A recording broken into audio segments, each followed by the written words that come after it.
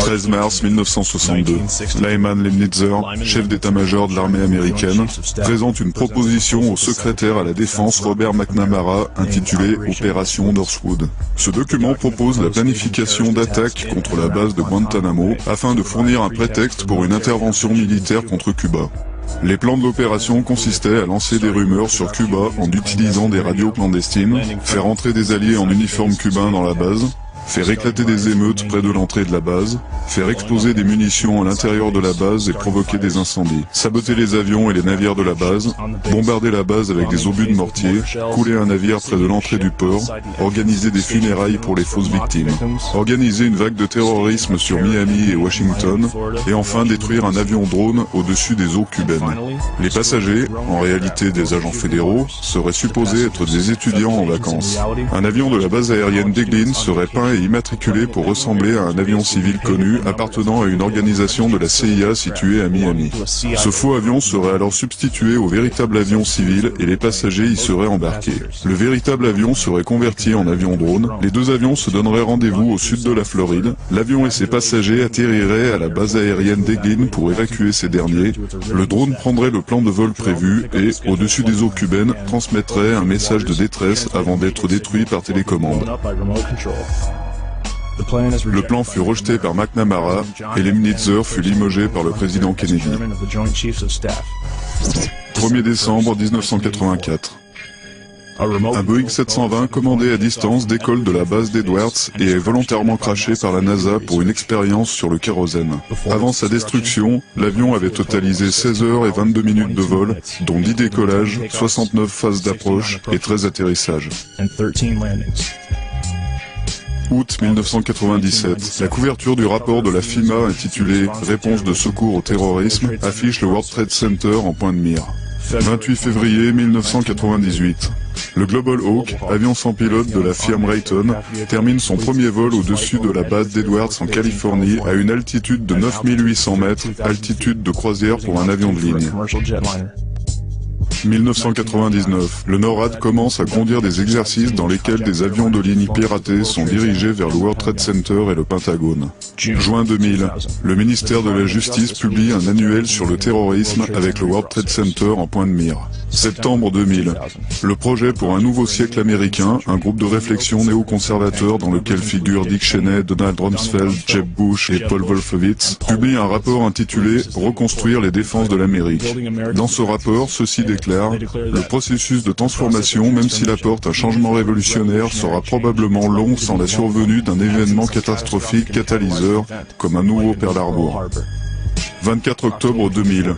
Le Pentagone conduit le premier des deux exercices d'entraînement appelé Mascal, qui simule un Boeing 757 s'écrasant contre ce bâtiment.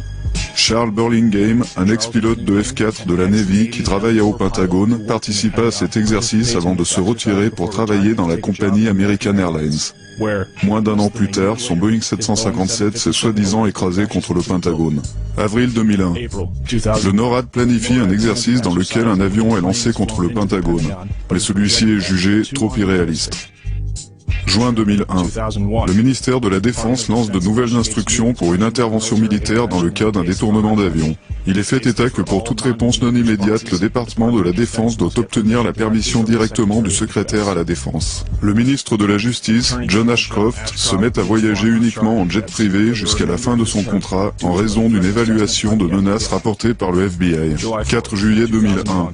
Oussama Ben Laden, soi-disant recherché par les États-Unis depuis 1998, reçoit des soins médicaux à l'hôpital américain de Dubaï, où il est visité par un chef local de la CIA. 24 juillet 2001. Larry Silverstein, qui possédait déjà le bâtiment numéro 7 du World Trade Center, signe un bail de 99 ans pour 3,2 milliards de dollars sur le complexe entier du World Trade Center 6 semaines avant le 11 septembre. Le bail inclut une police d'assurance de 3,5 milliards de dollars couvrant spécifiquement des actes de terrorisme. 6 septembre 2001. 3150 options de vente sont placées sur la compagnie United Airlines. Une option de vente est un pari que l'action d'une compagnie va chuter. Ce jour-là, les options de vente furent plus de 4 fois supérieures à la moyenne quotidienne. Malgré de nombreuses menaces téléphoniques depuis 2 semaines, les chiens renifleurs furent retirés du World Trade Center et la surveillance renforcée fut levée.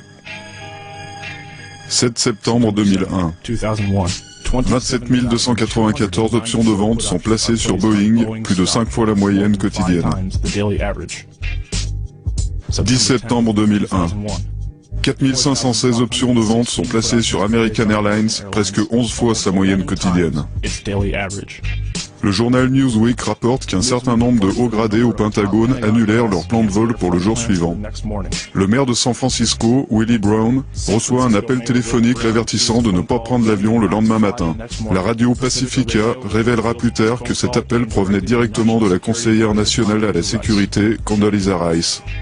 Et au Pakistan, dans un hôpital militaire, tous les urologues sont remplacés par une équipe spéciale afin de s'occuper de leur invité d'honneur, Oussama Ben Laden, qui est prudemment escorté à l'intérieur pour être suivi et observé avec attention et soin. 11 septembre 2001. L'Office de reconnaissance nationale de Chantilly, dans l'État de Virginie, se prépare pour un exercice dans lequel un petit jet d'affaires s'écrase sur leur bâtiment. Le NORAD se trouve en plein milieu d'exercices militaires. Le premier, Vigilant Guardian, est décrit comme étant un exercice causant une crise imaginaire aux avant-postes de la défense aérienne nord-américaine à travers tout le pays. Le second, Northern Vigilance, a envoyé des avions de chasse au Canada et en Alaska combattre une flotte imaginaire de chasseurs russes. 3 F-16 de la Garde nationale de Washington, stationnés à la base aérienne d'Andrews, située à 24 km du Pentagone, sont envoyés à 350 km de là pour une mission d'entraînement en Caroline du Nord. Il ne reste plus que 14 avions pour protéger la totalité du territoire américain.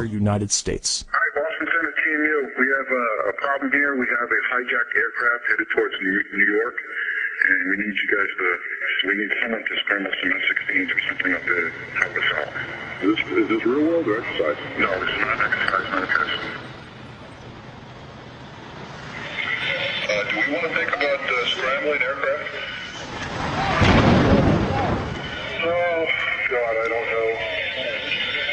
That's a decision somebody's going to have to make probably in the next 10 minutes. Everybody just left the room. The first question I have is basically to get from you a sense of how you would rate the American media in their coverage of the events of the attack last September. Well, let's see. Shamefully is a word that comes to mind.